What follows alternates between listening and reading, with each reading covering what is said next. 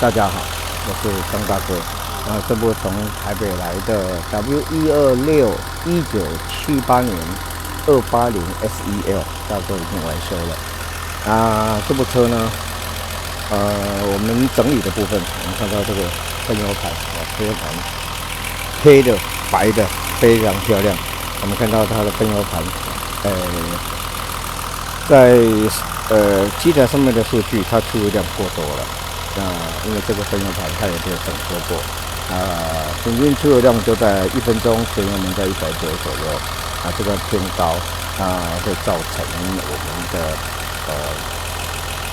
混合比过浓，可能验车验不过，怠速可能也不稳定。那大哥经过整修之后呢，把怠速把它的全油门的出油量把它调回来了。那整修过之后呢，我们看到它的怠速10分钟的模拟怠速相当漂亮，几乎是零误差，所以反映出来在车上，我们看到它转速好稳定就大概在830转左右，而且它的这个怠速的调整是在下面有个白螺丝，这下面这个白螺丝，它调整也是正常的，也是非常灵敏，这是很难得。一般来讲 ，M110的引擎都超过40年。超过40年的话，大哥碰到了很多，就是说在调整怠速转速的时候，怠速转速的时候几乎都不灵敏。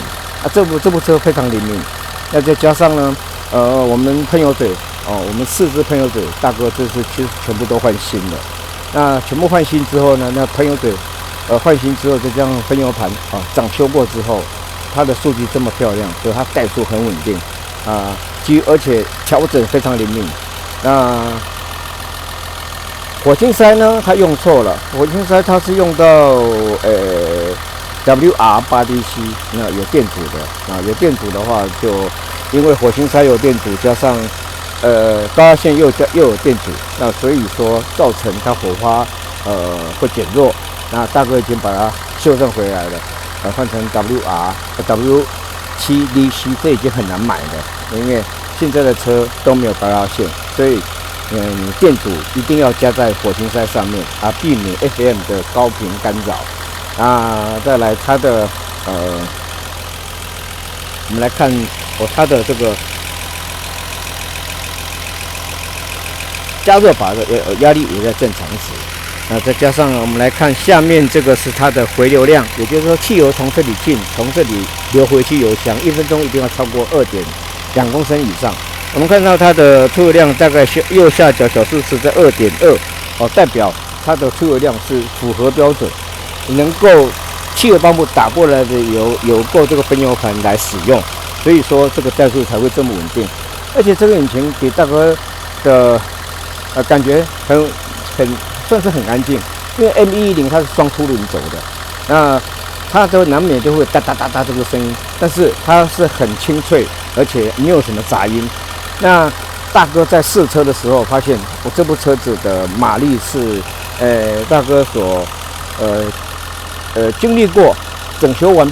成之后呢，它的马力是最大的，扭力非常大，扭力也很大，非常应该讲说这颗引擎是在40年来都在很细心，而且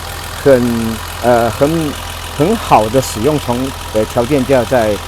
操作，所以使得它这个引擎的状况非常好。那我们也很少看到它有什么漏油的地方。那变速箱非常好，变速箱很正常那再来它的刹车 OK， 因为这个40年前本来就已经高级车它都用4轮碟刹。那分电盘大哥整修过，分电盘的话它这个分电盘就是新的，那打火头呢有一点磨损，大哥已经把它整修过，所以这个分电盘我们可以以新的分电盘使用，应该寿命要7万公里左右，所以这个部分是 OK 的所以分电盘部分 OK。那高压线大哥检查过都完全 OK。那再来呢，这部车子因为大哥发现它的这个电池座它电池座都已经锈蚀太严重了，所以电池座大哥已经把它重新再喷漆过防锈处理过再喷漆，所以看起来我希望它能够再使用20年。这部车子呢，因为大哥的要求，希望从我大哥这边出去的时候都能够达到环岛的要求，所以说这部车子从大哥这边离开之后呢，它应该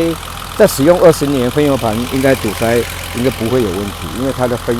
的油箱状况是非常好的，几乎没有锈所以这也是很难得的。可能就是因为这部车看起来好像是原漆看起来很像是原漆。那车主也是细心照顾。我们到车子里面来，我们来看一下它的后座。它后座整个保养都相当漂亮。这个以 W16 1978年的它的这个内装的状况也是 A 级的那再来它的外观烤漆，几乎感觉上还像是原漆，因为大哥没有做检测。OK， 好，大哥到车子里面来。转速非常稳定。这个虽然说这颗引擎的缸压我们测出来都平均在8.5到9公斤之间，但是它还是而且有个优点虽然说偏低，但是它有个优点，就是说非常平均。那代表这颗引擎状况是好的。那为什么会稍微低一点？可能就是说它长期处在引擎运转不顺畅的情况之下，导致于说它的引擎的运转并不是很顺畅，导致它的缸压稍微偏低。那经过运转经过大哥整修过之后，这部车子它应该油门应该是随传随到，而且呢，它应该也不会说让我们快乐出门回不了家所以说 OK， 好，我们来看一下，我们大哥来做个加油。排气管没有破，这声音还是很纯净的，而且很顺畅，因为它没有等速表。我们只看到它的那个汽油压力汽油压力它有在运作。OK， 好，大哥关闭电门，重新热车。现在温度应该在80度了热车启动。这1点就着。OK。对了，大哥发现他这部车子有一点要特别注意，就是说它的蓄压器我们看到它蓄压器几乎有一点小漏因为蓄压器它是在维持我们的汽油帮补它的高速脉冲的压力能够平缓。那它有点漏油的话，会造成汽油帮补打到我们引擎来的供油量会不足。那它有点漏，因为大哥建议说，他如果可能的话是把它换掉，虽然它很贵现在它这个蓄压器是40年前这种旧款的，我蓄压器一颗我相信要7、8千块就可能还买不到。但是大哥建议这蓄压器如果能够换掉，那就是会更加完美了。整个其他的地方大哥看起来这部车是在很好的保护环境底下。那这次经过大哥整修过之后呢，这部车就是重生了。希望它这部车的下半身如果以人的年龄来讲，40岁的车龄，30年车子报废，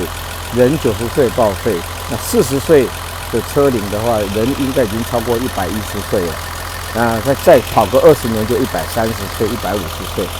我相信这部车子的目前的状况是可以的。那环岛应该也是 OK。无论如何，这个年纪的车子呢，对我们来讲是个宝贝。那它不要给我们闹脾气，能够我们能够快乐出门，安全回家。那今天大哥的报告就到此结束，拜拜喽。